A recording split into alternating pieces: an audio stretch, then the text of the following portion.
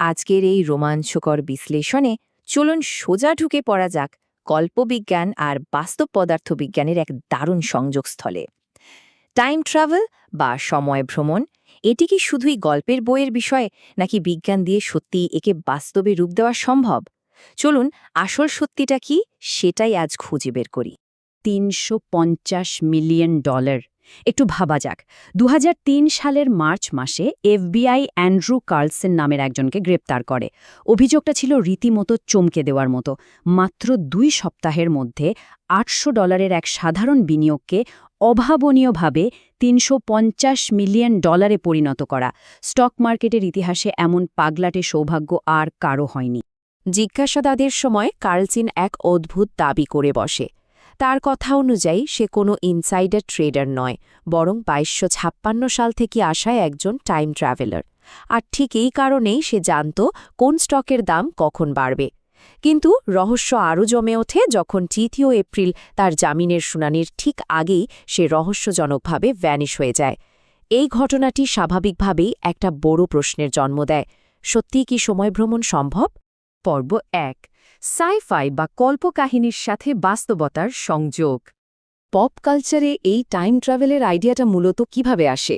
Science fiction মুভিগুলোতে প্রধানত 5টি ভিন্ন উপায়ে টাইম ট্রাভেল দেখানো হয়, যেমন ইন্টারস্টেলার মুভির মতো শুধু ভবিষ্যতের দিকে যাওয়া, ব্যাক টু দ্য ফিউচারের মতো এক সময় থেকে অন্য সময় লাফ দেওয়া, হ্যারি পটারের মতো ভ্রমণকারী স্থির থেকে তার চারপাশে সময় ঘোরানো, প্রাইমারের মতো ধীর গতির টাইম ট্রাভেল, বা সুপারম্যানের মতো আলোর বেগে ছুটে সময়কে হার মানানো।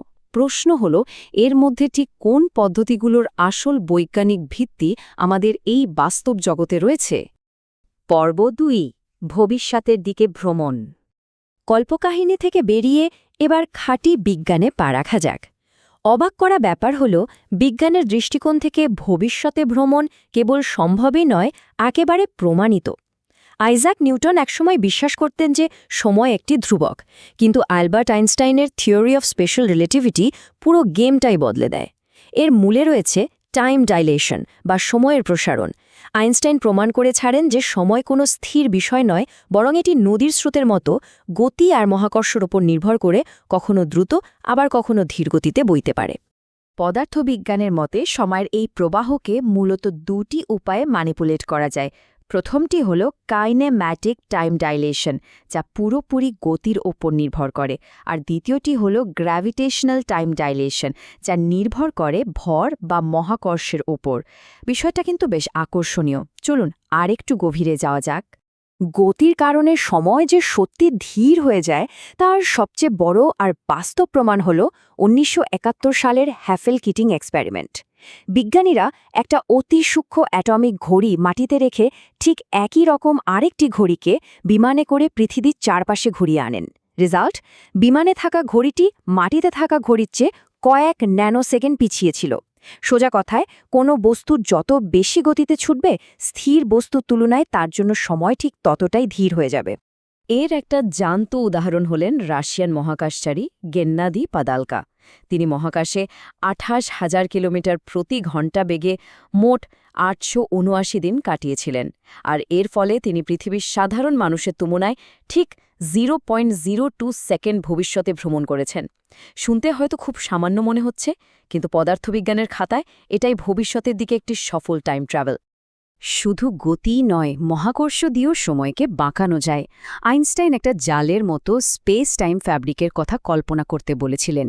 এই জালের উপর সূর্য বা ব্ল্যাক হোলের মতো ভারী কিছু রাখলে তা জালটিকে নিচের দিকে বাঁকিয়ে দেয়। 2019 সালে বিজ্ঞানীরা প্রথম একটি ব্ল্যাক হোলের ছবি তুলতে সক্ষম হন। তো এই ধরনের প্রচণ্ড মহাকর্ষীয় বস্তুর যত কাছাকাছি যাওয়া যাবে, সময় তত বেশি ধীর হয়ে আসবে, ঠিক যেমনটা আমরা সাই-ফাই মুভিতে দেখি। এখানকার সবচেয়ে গুরুত্বপূর্ণ পয়েন্ট হল, টাইম ডাইলেশন শুধুই কোনো থিওরি নয়। পৃথিবীর চারপাশে ঘোরা জিপিএস স্যাটেলাইটগুলোকে এই গতি আর মহাকর্ষের পার্থক্যের কারণে প্রতিনিয়ত তাদের ঘড়ির সময় অ্যাডজাস্ট করতে হয়। তা না হলে স্যাটেলাইট আর পৃথিবীর সময়ের মধ্যে বিরাট গ্যাপ তৈরি হতো, আর আমাদের স্মার্টফোনের জিপিএস সিস্টেম একেবারে অচল হয়ে পড়ত। ভবিষ্যতে যাওয়ার ৩ নম্বর উপায়টি হতে পারে বায়োলজিক্যাল প্রিজার্ভেশন। সিনেমাগুলোতে যেমন ক্রায়োস্লিপের মাধ্যমে মানুষকে বছরের পর বছর ফ্রিজ করে রাখা হয়, বাস্তবে কিন্তু নাসা স্ট্যাসিস চেম্বার নিয়ে সিরিয়াসলি কাজ করছে। সেখানে মহাকাশচারীদের হালকা হাইপোথার্মিয়ার মাধ্যমে ২ সপ্তাহ টানা শীতঘুমে রাখা যেতে পারে।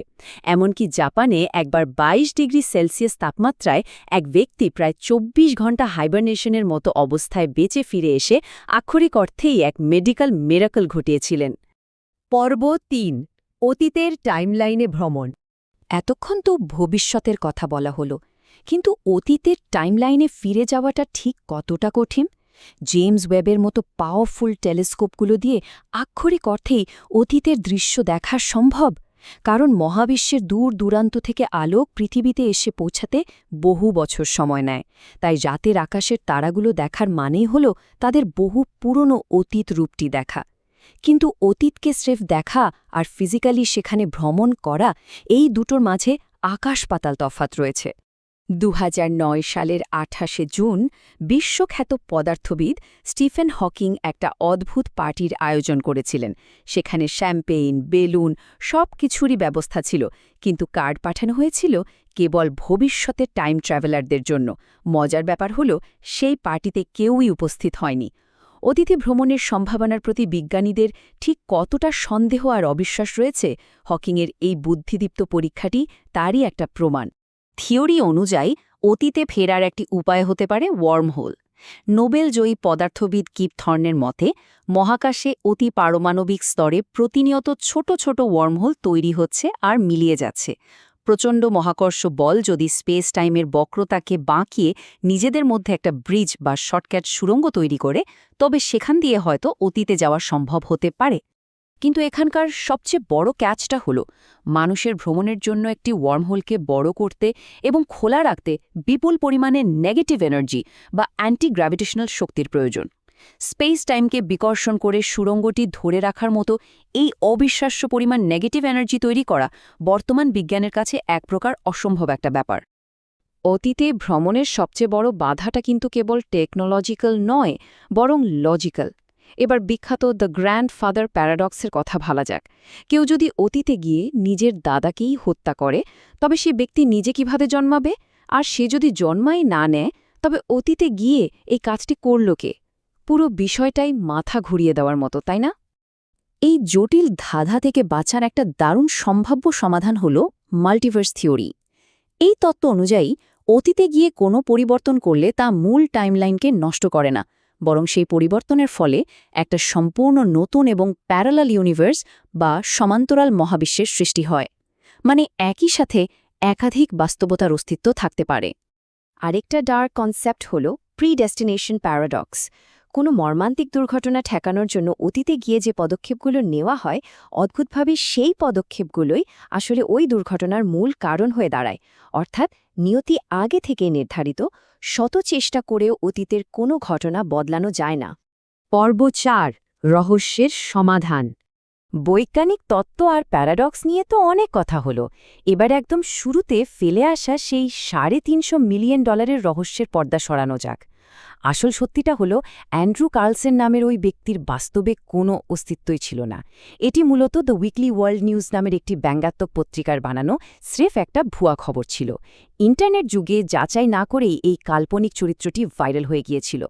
কার্লসেনের গল্পটি পুরোপুরি ফেক হলেও সময় ভ্রমণের বৈজ্ঞানিক ধারণাগুলো, বিশেষ করে গতির কারণে ভবিষ্যতের দিকে এগিয়ে যাওয়ার বিষয়টি, আজকের পদার্থবিজ্ঞানে কিন্তু প্রমাণিত সত্য। মহাবিশ্বের এই নিয়মগুলো আক্ষরিক অর্থেই অভাবনীয়। এরপর বিজ্ঞান বা ইতিহাসের আর কোন অমীমাংসিত রহস্য নিয়ে এমনভাবে গভীরে যাওয়া যেতে পারে, সেই চিন্তার খোরাকটি আজ সবার জন্য রইল। নিজের ভেতরের শক্তিকে জাগিয়ে তুলুন এবং নতুন জীবন গড়ুন। আমাদের চ্যানেলটি লাইক, শেয়ার এবং সাবস্ক্রাইব করুন।